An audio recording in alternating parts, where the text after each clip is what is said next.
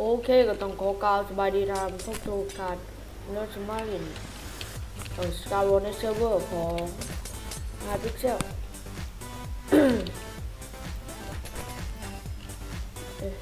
โอเคแบบ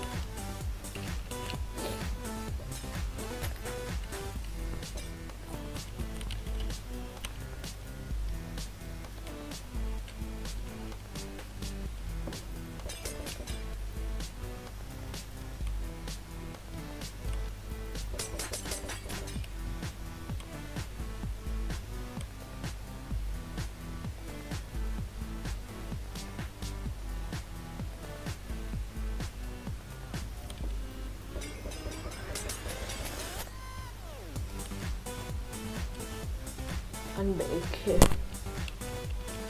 ขอไผ่สนุกทำนี้ก็ต้องขอไผ่ไม่เพราะว่าต้องใช้สมาธินั่นกันเลย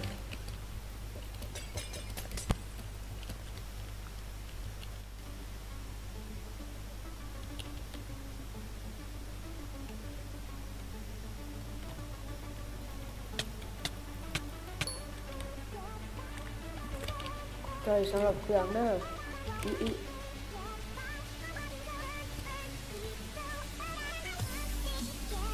ุ๊บปุ๊บ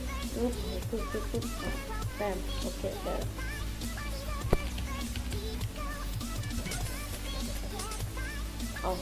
แหลกวะลงเลยเนี่ย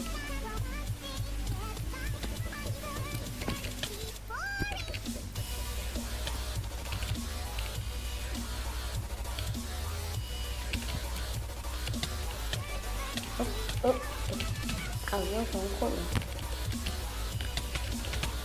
กินมาเดียวหวะจีเด้อ